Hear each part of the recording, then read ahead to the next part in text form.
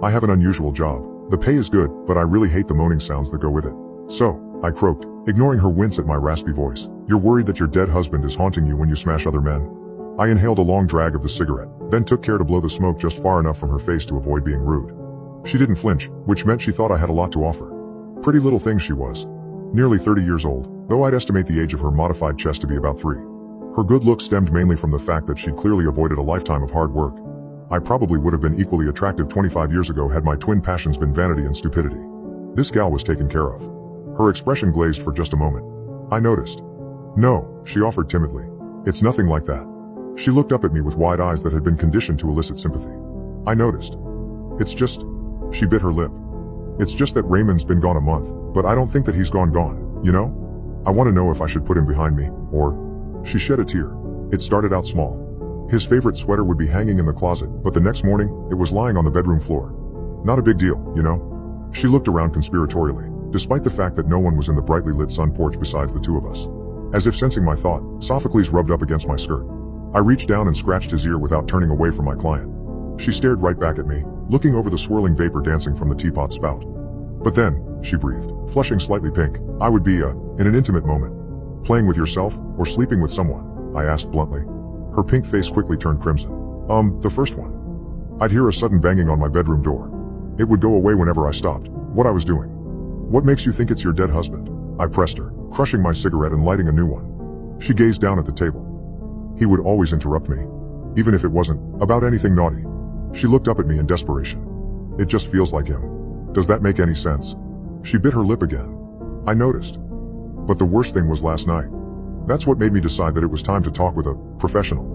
God, her little pauses and cute blushing were irritating. I really wanted to slap her.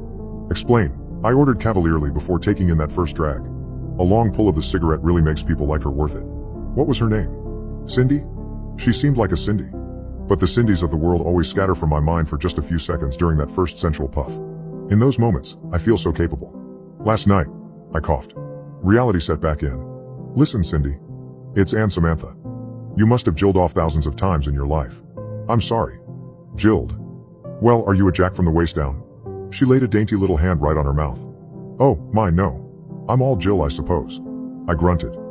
So what's so different about jilling off now? Her eyes got wide again, but I had learned long ago to suppress the slap urge. When I'm alone in bed, I hear breathing. Only when I'm alone. It's unmistakable. Well, how hard are you working?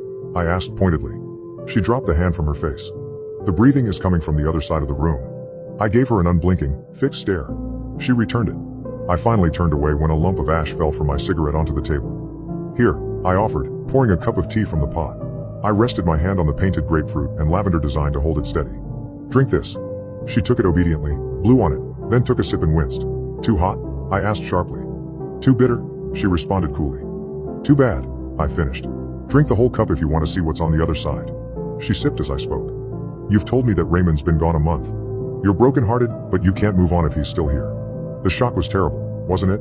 A hit and run while he was crossing the street right in front of your own home. The worst moments of your life were sprinting through the house, knowing what was outside before you saw it. The hope was the worst, because you knew that your husband's broken body would be lying in the street.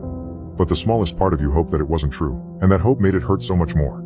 You found him in a gory heap just beyond your front yard, and the future you'd imagined drained away like blood through your fingers. And it was in that exact moment, kneeling in the middle of the street at 7:13 p.m., that you realized your life had been permanently changed to a different path of someone else's choosing. I took an aggressive puff of the cigarette and pressed forward. As the sun set, she held his cooling hand, realizing this would be her first of many sunsets knowing he was dead. She blanched. I never told you it was at sunset. Or that it was a car accident. I narrowed my eyes. You cared for Raymond more than you let on. He was old, sure, but when you crushed his spine with the car, it felt pointless. I exhaled smoke. Raymond knew it was you, Cindy. You washed off the blood, but he saw. As he lay dying, he looked at you with confusion, not hate, wondering what he'd done wrong. Her eyes welled up, but I didn't care. I was so careful, she whispered. I rolled my eyes. No, you were just lucky. Hiding $619,138 in a briefcase, Cindy. Really? Her jaw dropped. How could you possibly know? If I were you, sweetie, I'd be more worried about the oleander you just drank with your tea. She gripped the table. What did you do to me? I stubbed out my cigarette in her empty cup. Make peace with whatever waits for you. Then I glanced across the room at the ghost only I could see. Raymond's broken body hung at grotesque angles, his shattered spine unable to hold him upright. His intestines spilled out, his eyes stared at her. She didn't know he was there, so she kept her focus on me. How long until? In just a second, I said, lighting another cigarette. Raymond grunted. Without a jaw he couldn't talk much, but he managed to gesture. Raymond wants you to know that dying hurts, I told her. She froze.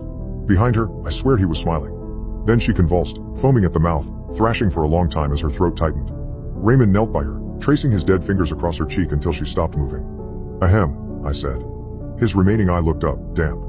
Thanks for your instructions on where to find the briefcase. If all's well, we're settled. He grunted, gesturing to her body. I'll leave her in the backyard.